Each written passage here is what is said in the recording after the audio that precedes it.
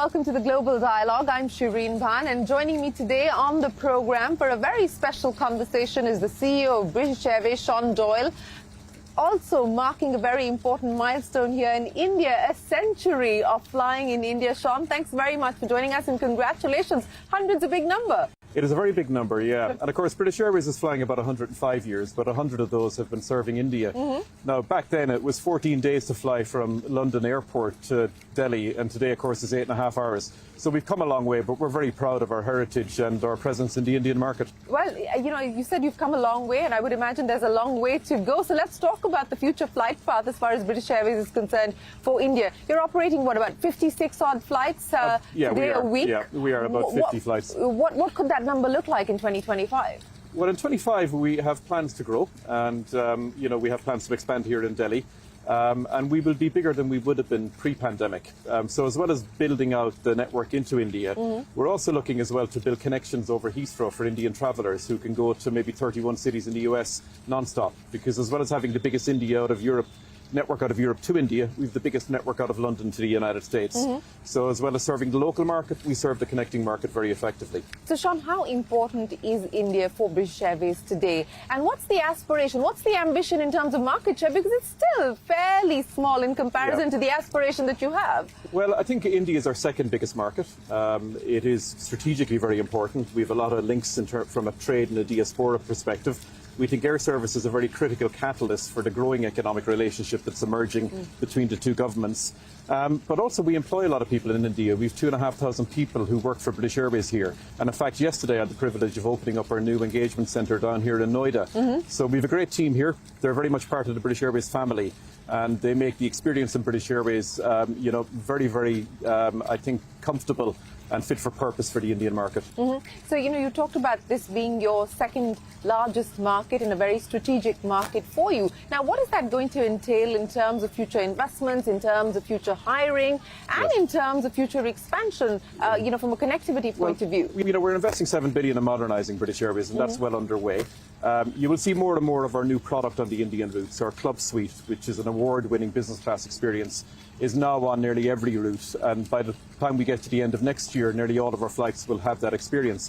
We're also investing in new technology, so a fantastic digital experience, and of course we're modernising our IT infrastructure.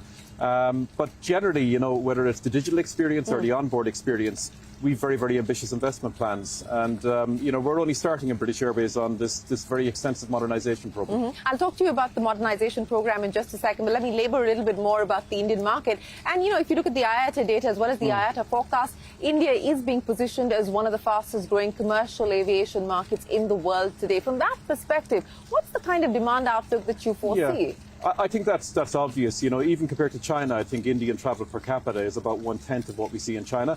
So the growth is going to be exponential. I think everybody will want to serve the market. I think it's a very exciting time for international operations into India, but also for the domestic market. But I think India is a very important strategic market for anybody who's serious about international aviation. So let's talk about that modernisation plan that you've announced now as far as British Airways is concerned. And now a large chunk of that, I would imagine, is going to go in as far as your fleet acquisition and fleet expansion is concerned. Take me through how you see that pipeline being built out over 2025 and beyond. About 50% of our $7 billion is fleet. The remainder is modernisation of our IT estate, a better digital experience, new lounges and a better experience on board with things like reconfigured aircraft. Then we look beyond that. I think we do want to keep on expanding our long-haul network. We want to take more long-haul planes into British Airways, and we have order books that will fulfil that ambition. Of course, we have to look at the global supply chain and some of the challenges there that we do see. But right now, we're taking delivery of the aircraft when we need them, and we have an extensive order book, which will bring about over 35 new planes into British Airways over the next few years. Okay, 35 over the next few years. You talked about the supply chain constraints, and you know, it's Boeing largely that's facing a lot of the heat at this point in time. Does that in any way reshape your plans? Does that in any way, you know, constrain your capacity guidance? I think, you know, we're caught up on a global issue here. I think Boeing have a lot of challenges they need to navigate through. We have a long partnership with Boeing, and we work very closely to make sure that we can support them as they, you know, change their business model. I think at the end of the day, we should never lose sight of the fact that it's customers that we need to look after here. And when our planes don't come in time, ultimately it's our customers that get affected, and we should always bear that in mind. But I think, you know, when it comes to engine manufacturers as well, we have challenges we need to navigate through. And I think the sooner we see the supply chain get back to the level it was pre-pandemic, the better for the industry. That's only one of the issues that the aviation industry is dealing with at this point in time. Let's talk about some of the other big headwinds, and that has to do with geopolitical tensions, which are not in your control. And that is leading to airspace restrictions. It's leading to longer flight times. How are you dealing with that as an airline? Yeah, I think we're very used to dealing with it. British Airways operates to 200 cities in about 80 countries, so we're used to having to navigate through changing circumstances. And I'm very proud of the way my people do that. And I think the industry is very good at dealing with these issues. But we do have, you know, Russian airspace is closed. We've got limitations in European airspace at the minute that affect operations. And of now course, with the Middle East Iran and situation Israel, yes. Yes, but I think we're well able to cope with that. And to be honest, our flying programme has largely been unaffected by, you know, whatever changes and restrictions come our way in terms of airspace. So that's not so much of a problem as of today. Crude oil prices have also been largely benign. Of course, we've seen a degree of volatility on account of the escalation of tensions in the Middle East. How are you looking at that? And more importantly, you know, your aspiration of moving to sustainable fuel, and you've got a flight path for that as well. How confident do you feel about that? But I think we are always trying to get ahead of the curve when it comes to sustainability. We have a commitment to get to 10% sustainable aviation fuel by 2030. And as a group, International Airlines Group has secured about 30% of that supply. So I think we're leading in terms of our procurement of actually committed supply of SAF. We need policymakers to help us get more production built, whether that's plants being built in the UK and Europe, to match maybe the pace of development we see in the US. And I think that's going to be a challenge as we look beyond 2030. The oil price will be what it'll be. I think we try and hedge risk, but ultimately, you know, you could spend a lot of time trying to figure out which direction it will go. All I think you got to do is, you know, be flexible in the way you manage your business in the light of it.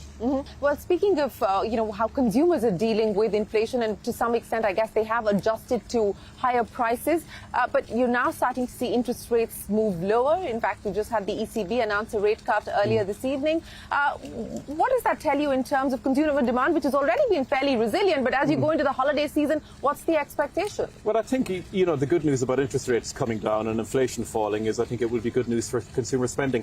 And we've been very encouraged by the strength of consumers over the last 2 years. And our indications are that that will carry on. And I think it will get, hopefully, a little bit of a boost in confidence as we see interest rates fall, not just in Europe, but also potentially in the UK, as well as the cuts we see in the US. What does that mean in terms of load factors, for instance? I mean, we were coming off some pretty, you know, a pretty strong base. So what does 2024 at close look like, and what does 2025 look like? 2024 has been one of our busiest summers. And I think 2025, again, we see very, very similar patterns of demand emerging. Certainly there's nothing to see at the minute in terms of any changes in demand in 24 versus 25. What do you think has propelled this kind of demand? I mean, you know, we saw it post-pandemic, and it was, a lot of people call it revenge travel or what have you, with the need for people to just come out after having been shut down and locked down for a good part of 2 years. What are you attributing this demand increase to? It's a great question, and I think ultimately travel fulfills a very important purpose.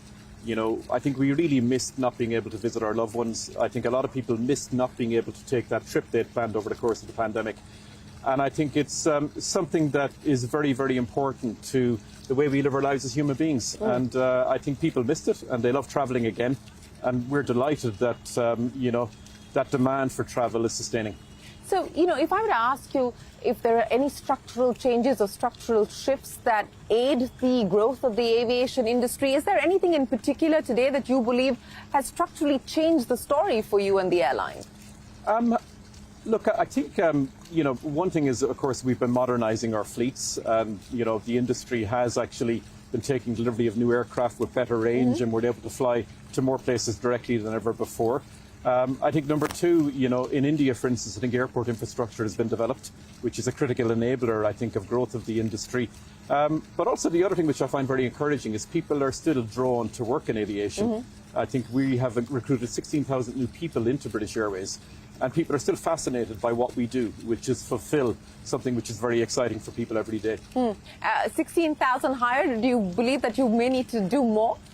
Well, hopefully as we grow, we will need more people. And, as soon as we get our planes delivered, we'll need more flight crew, more cabin crew.